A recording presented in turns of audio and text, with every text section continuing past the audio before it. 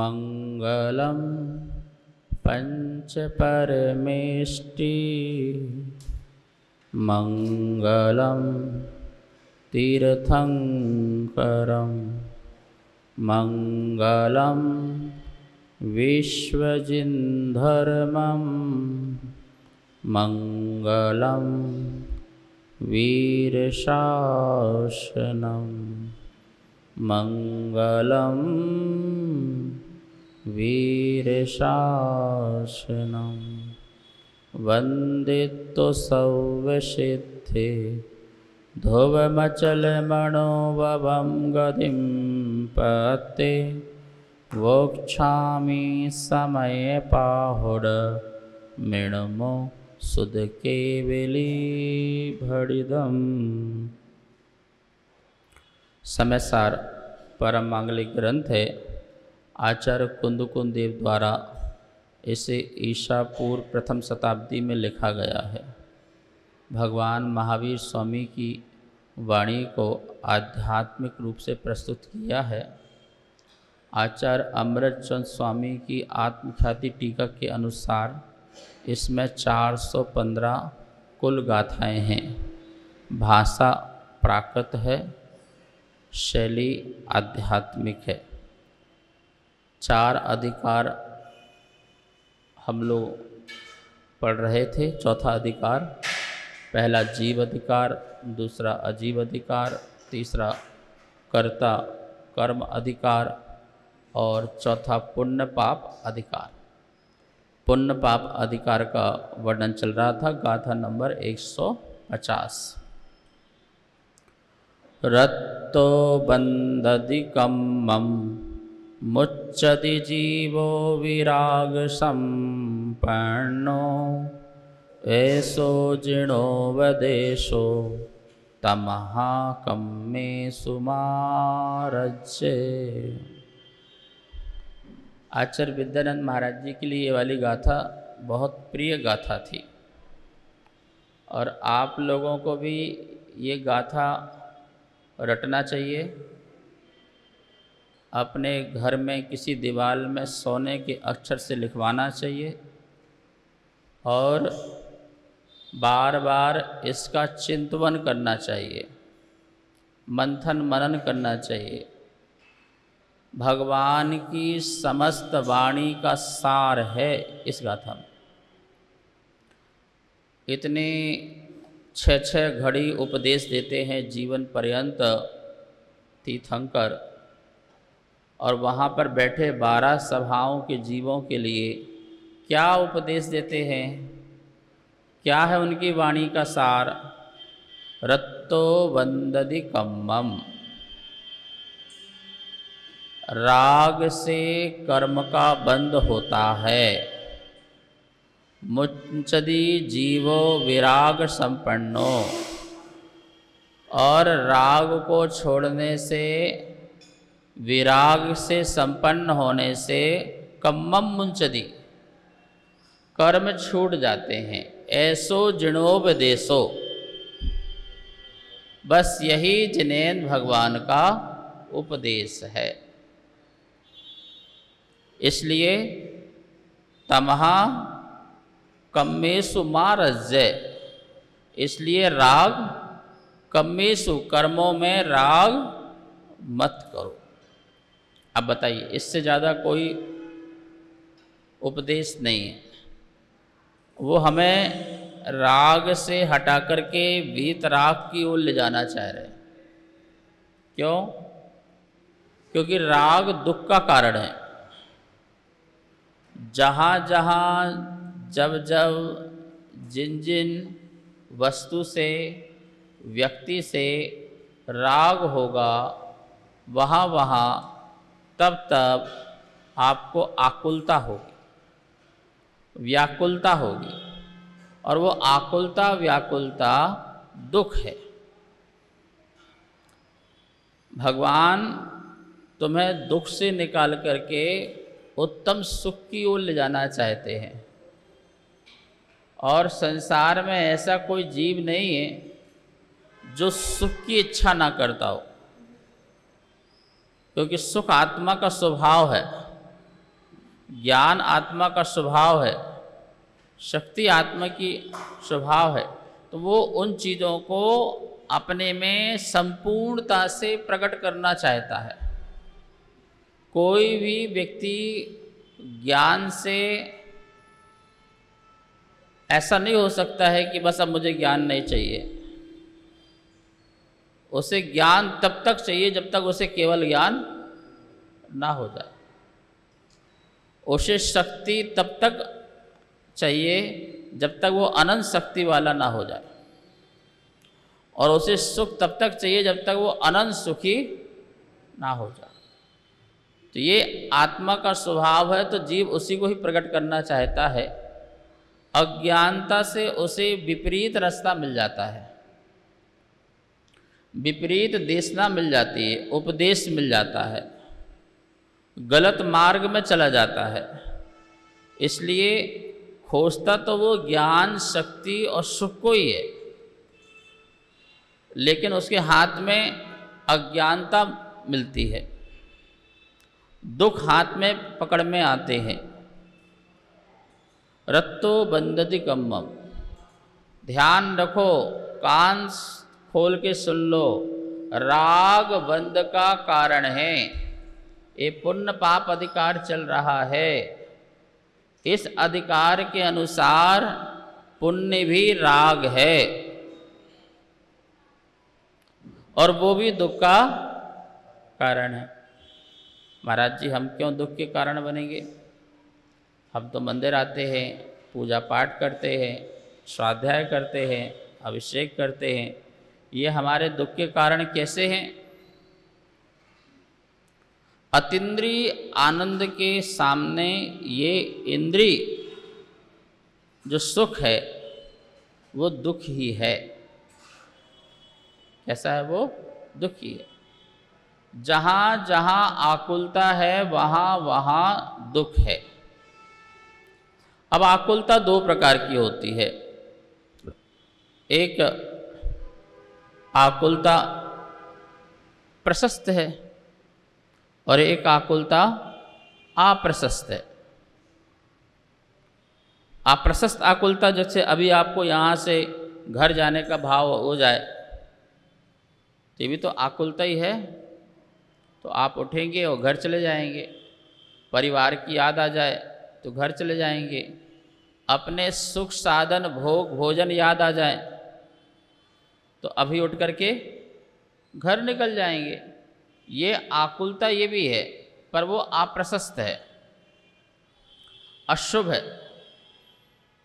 और वो तो नियम से ऐसी आकुलता जो है वो दुर्गति का कारण है। लेकिन एक ऐसी आकुलता है जिसे हम प्रशस्त आकुलता कहते हैं, सच्चे परमात्मा की छवि को देखने का, उनके रूप को देखने का, उनके वीतराग गुण आदि का स्मरण करने का, गुरुओं निर्गंथ गुरुओं की वंदना करने का, दान पुण्य करने का, तीर्थ यात्रा करने का, स्वाध्याय करने का, जो ये राग है, ये जो आकुलता है, ये आकुलता जब तक सम्यक दृष्टि रागांश अवस्था में है तब तक उसके लिए महत्वपूर्ण है, आवश्यक है। यद्यपि सम्यक दृष्टि शुद्ध भावना भाता है कि मैं निराकुल हो जाऊं, संपूर्ण निराकुल हो जाऊं, लेकिन फिर भी उसे विशेष इसकी चिंता रहती है, आकुलता रहती है। आपको पता है, असली चिंता सम्यक दृष्टि को ही होती है, मिथ्या दृष्टि को नहीं होती है। मिथ्या दृष्टि को क्या चिंता? उसे तो नकली चिंता है, धन की, दौलत की, संपत्ति की, शरीर की, वैभव की, रोग की, इस प्रकार से जो ये नकली चिंताएं हैं जिससे उसका वर्तमान में भी कल्याण नहीं होना और भविष्य में भी उसका कल्याण नहीं होना है। असली चिंता सम्यक दृष्टि को है अपने आत्म कल्याण की, वर्तमान में भी कल्याण की चिंता है और भविष्य में भी मैं निर्वाण को प्राप्त हूँ, शुद्ध आत्मा को प्राप्त हूँ, ऐसी उसकी चिंता है। तो कह रहे हैं कि उसकी ये चिंता भी क्या है, सही है। आवागमन न होए, भैया सम्यक दृष्टि का आवागमन तो हो ही रहा है ना। अभी सम्यक दर्शन के साथ यदि उसका मरण होगा तो देवगति जाएगा, फिर मनुष्य में आएगा, फिर हो सकता है न जाने कितने भाव ले, 66 सागर तक लगातार भी चले, तो बहुत सारे भाव उसके हो सकते हैं ना। तो फिर ये लाइन देने की जरूरत क्या थी कि सम्यक दृष्टि का, सम्यक दर्शन विशुद्धि की भावना से, पहले जो दर्शन विशुद्धि भावना है उसके प्रभाव से उस जीव का आवागमन नहीं होगा संसार में। और आप कह रहे सम्यक दर्शन से प्रभाव से आवागमन होता भी है, भैया उसका आवागमन भी आवागमन को मेटने के लिए होगा। उसका अब जो भी जन्म है वो जन्म मरण को नष्ट करने के लिए होगा, इसलिए कहा कि आवागमन। अब जितने भी भाव हैं उसको अपनी कर्म निर्जरा करने के लिए आना है।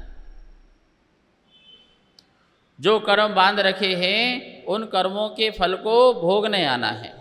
जो सम्यक दर्शन के काल में रागांश अवस्था में उसने परिणाम बांधे, उस परिणाम के फल को भोगने आना है। महाराज जी सम्यक दृष्टि के जो रागांश अवस्था में ऐसा कौन सा कर्म बन गया? अरे पुण्य प्रगतियां बनी हुई हैं। क्या बंधी? पुण्य प्रगतियां बंधी हुई है। उन पुण्य प्रगतियों का फल क्या क्या है? पढ़ो रत्नकंड श्रावकाचार सम्यक दर्शन का महत्व, पहले अध्याय के उपसंहार में पढ़िए कि सम्यक दर्शन का फल क्या है। देवगति है, उत्तम कुल है,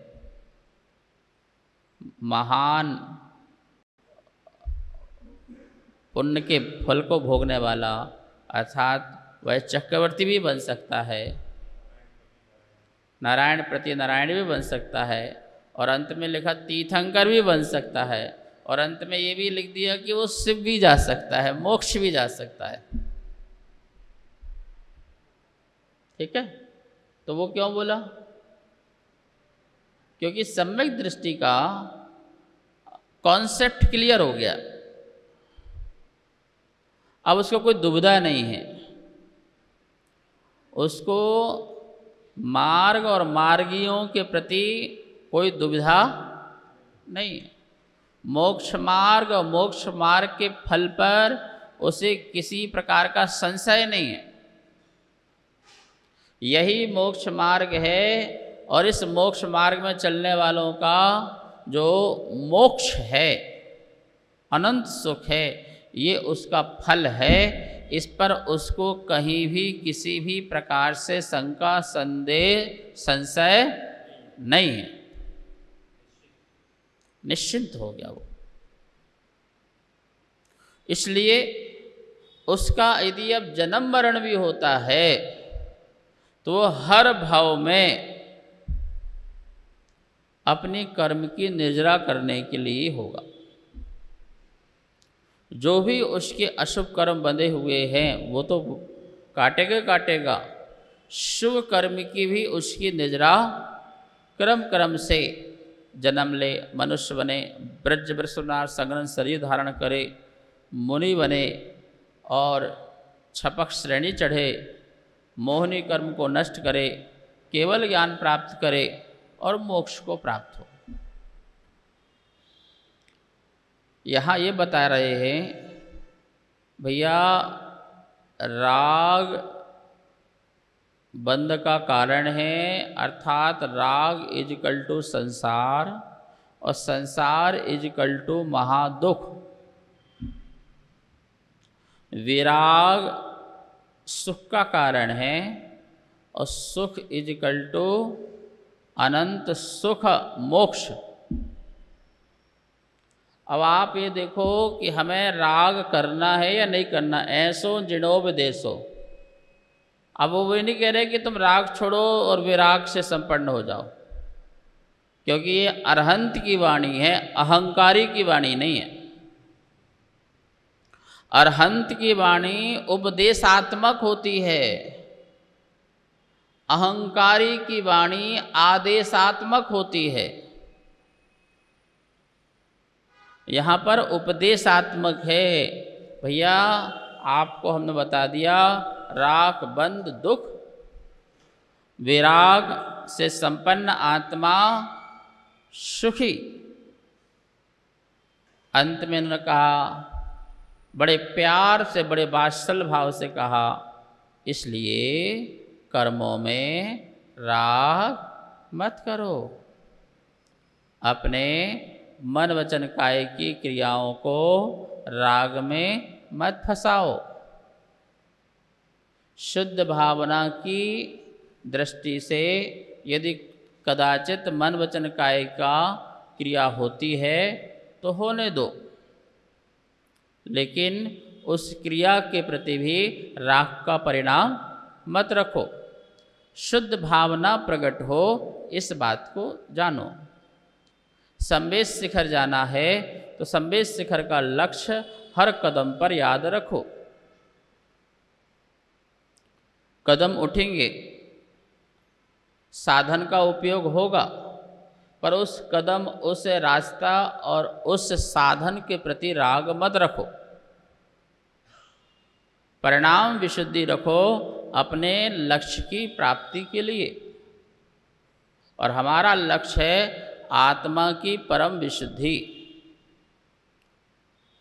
अपने अंदर राग द्वेष के जो भंवर उठ रहे थे, ज्वालामुखी फूट रहे थे, भूकंप आ रहे थे, उसको शांत करना है। क्या करना? समुद्र के उफान में यदि आपको फेंक दिया जाए तो आप शांति से कहाँ रह पाओगे? उसकी लहरों में ही ऊपर नीचे होते रहोगे और दुखी रहोगे। शांत सरोवर, बिल्कुल शांत सरोवर है, आप वहाँ पर आकुलता रहित होकर के अपने को जान सकते हो, अपने को समझ सकते हो और आनंद भी ले सकते हो। इसी प्रकार कह रहे, ये क्रोध मान माया लोभ राग द्वेष मोह के जो ये तूफान हैं, उसमें रहने वाले जो मगरमच्छ हैं, कषाय, ये सारे के सारे हमें दुख देंगे, हमें परेशान करेंगे, हमें बेचैनी देंगे। इसलिए महान पुरुषार्थ है अपने से राग को निकालना। अब आप बोलेंगे यहाँ पर द्वेष को क्यों बंद का कारण नहीं बताया? द्वेष को बंद का कारण क्यों नहीं बताया? आपने तो राग को बंद का कारण बताया। राग आग क्या है? कहाँ पढ़ा? छैडाला में राग को क्या बोला? आग कहा है। ये सबसे बड़ी खतरनाक आग है, क्योंकि द्वेष को हर धर्म जो है अधर्म मानती है। क्रोध मत करा करो, लड़ा मत करो, झगड़ा मत करा करो, ऐसा तो हर व्यक्ति बोलते हैं ना। संसार में ऐसा कौन व्यक्ति बोले क्रोध करो? बताओ ऋषभ जी, तो बोलेगा लड़ो झगड़ो पीटो मारो पीटो झगड़ा करो, ये करो वो करो, ऐसा कोई बोलेगा क्या? नहीं बोलेगा। सभी अशुभ मानते हैं और हम भी अशुभ मानते हैं, लेकिन राग को कोई भी अशुभ नहीं मानता है। अच्छा, लोग यही बोलेंगे ना, घर में प्रेम से रहा करो, प्रेम से रहा करो, आपस में थोड़ा सा स्नेह रखा करो, प्यार से रहा करो, एक दूसरे को ध्यान रखा करो। तो उपदेश किसका हो रहा है? तो बताओ, राग को किसी ने अधर्म माना? यदि हम आपसे कहें प्रेम से मत रहा करो, स्नेह से भी मत रहा करो, कर्म बनेंगे। बोले महाराज जी अब व्यवहारिक हैं और इनकी प्रवचन सुनने नहीं जाना है, समाज सारा बिगड़ जाएगा और हमारा जो है घर जो है बर्बाद हो जाएगा। महाराज जी कह रहे आपस में प्रेम से मत रहो। तो भैया दूसरी बात तो कह रहे हैं कि द्वेष से भी मत रहो। कैसे रहो? समता भाव से रहो। कैसे रहो? क्षमता भाव से। बोले वो नहीं हो सकता, आपस में ध्यान तो रखना ही पड़ेगा, राग तो करना ही पड़ेगा। इसलिए मैं कह रहा हूं कि राग को कोई छोड़ने को कोई भी धर्म नहीं कहता। ये तो वीतराग धर्म है जो कहता है कि राग भी तुम्हें छोड़ना है, तुम्हें सबके प्रति ज्ञाता दृष्टा बनना है, जाननहार बनना है, देखनहार बनना है। पर ये अच्छे हैं, ये बुरे हैं, ऐसे परिणाम उनमें नहीं डालना है। मैं इनका हूं, ये मेरे है, ऐसा भी भाव नहीं लाना है। महाराज जी ये तो आप बात ऊंची ऊंची बात कर रहे हो, घर में रहते तो पता चलता, हमारी बातें करो, ठीक है। तो कह रहे हैं कि घर में भी रह कर के श्रद्धा से, ज्ञान से अंतरंग में भेद ज्ञान रखा जा सकता है। ज्ञान से मिक्स वस्तुओं को अलग किया जा सकता है ना। अब ये अर्घ को मिला दो और तुम्हें श्रद्धा है, क्या श्रद्धा है? ये अर्घ मिलने के बाद भी सब जुदा है। ये अर्घ मिल गया है, हम अर्घ लेके आ गए हैं, और हम जानते हैं, हमें अटूट श्रद्धा है, चावल लौंग नहीं हो जाएगी, लौंग चावल नहीं हो जाएगा, लौंग लौंग ही रहेगा, चावल चावल ही रहेगा, नैवेद्य नैवेद्य भी है, दीप दीप भी। कोई एक दूसरे में मिलने के बाद भी सब कैसे है? अलग है। एक साथ एक क्षेत्र अवगाह में रहते हुए भी ये कैसे है? अलग है। ये हमें श्रद्धा भी है और हमने ज्ञान से उसको अलग कर भी रखा है। क्यों? कैसे ज्ञान से? हर चीज का अपना अपना स्वरूप है। चावल का अपना अलग स्वरूप है, लौंग का अपना अलग स्वरूप है, स्वभाव अलग अलग है। तो स्वरूप और स्वभाव, चलो इनको सब जड़ मान लो, स्वरूप एक हो गया, स्वभाव इनका अपना अपना अलग है। तो इन सबको हमने अलग अलग मान रखा है। श्रद्धा से, ज्ञान से हमें कोई भी तीन काल में भी ये नहीं कह सकता कोई व्यक्ति एक है। ऐसे ही हम परिवार, समाज, शरीर कहीं भी में रहें, श्रद्धा ज्ञान से तो अपने को अलग कर ही सकते हैं। तेरा परिणमन तेरे साथ, मेरा परिणमन मेरे साथ। और तुम्हारी भाषा में कहें तो तू जान तेरा, बोलो तू जान, अरे तू अपने को जान और तू अपना काम कर, तू जान तेरा काम जान। मैं जानूं और मैं अपना काम जानूं, और तू जान और तू अपना, तो तू अपने को भी जान ले और अपना काम जान ले। तेरा काम क्या है? मैं तुझे जानूं, तेरा काम जानूं, ये तो गलत है ना। और तू मुझे जाने और तू मेरा काम जाने, ये भी गलत है। और तू मुझे कैसे जान सकता है और तू मेरे काम को कैसे जान सकता है? मैं अपना काम का कर्ता स्वयं होऊंगा और तू अपने काम का कर्ता स्वयं होना। अब मैं अपना कर्ता बनूंगा तो अब मुझे देखना है कि मुझे अशुद्ध भावों का कर्ता होना है कि शुद्ध भावों का कर्ता होना है। ठीक है? मैं जानता हूं कि मैं अशुद्ध भावों का कर्ता होऊंगा तो मैं अशुभ संसार में दुख प्राप्त करूंगा, और यदि मैं शुद्ध भावों का कर्ता होऊंगा तो शुद्ध भावों का अतीन्द्रिय सुख का फल मैं भोगने वाला होऊंगा। अब ये जिम्मेवारी मेरी है, ये उत्तरदायित्व तो मेरा है कि मुझे कौन सा कर्ता बनना है और कौन सा भाव करना है। अब तुम्हारी जिम्मेवारी मुझ पर नहीं रह गई। महाराज जी सब आपकी कृपा से सब होना है, ध्यान रखना, आप हमको संभाल के रखना। भैया संभाल के हम कैसे रखेंगे? संभाल तो तुमको करनी है। किसको करनी है? महावीर भगवान ने हम सब लोगों को, जीवों को क्या दिया? तुमसे कोई पूछे, तुम सुबह उठ करके अपने एसी, पंखा, गद्दा, खाना, भोजन, भोग सब छोड़ के भागे आ रहे हो, इतने बढ़िया सुख में लेटे हुए थे, ठंडी ठंडी हवा में, बढ़िया डल्लम के गद्दे में जैसा, और तुम ये सब छोड़ करके सुबह सुबह मंदिर आ गए, सारे सुख साधन छोड़ करके मंदिर में आ गए, ना यहाँ पर कोई एसी पंखा कुछ नहीं, और बढ़िया भगवान हैं। अब यहाँ छोड़ के क्यों आए हो? तुम्हें ऐसे यहाँ क्या मिल रहा है? नहीं महाराज, हमारा तो कर्तव्य है।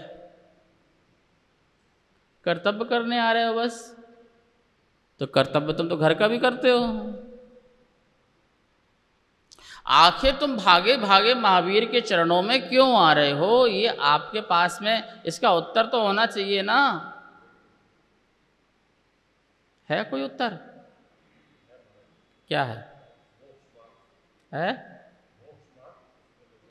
तो वो मोक्ष मार्ग कहाँ दे रहे है? हाँ सुनो, महावीर भगवान ने हमें संसार की कोई चीज नहीं दी है, मात्र एक सच्चा ज्ञान दिया है। क्या दिया है? जो मैं हूं सो हूं, और जो है संसार में सो है। ऐसा क्या दिया है? बोलो। सच्चा ज्ञान दिया। तो ये सच्चा ज्ञान जो दिया है, उस सच्चे ज्ञान को जब हम अप्लाई करते हैं अपने अंदर, तो हमें आनंद की अनुभूति होती है। तो उस आनंद की अनुभूति का धन्यवाद देने हम यहाँ पर आते हैं कि आपके निमित्त से हमें ऐसा ज्ञान मिला और हम खुश हैं, हम आनंद में हैं, हे प्रभु। तो ये बात होती है।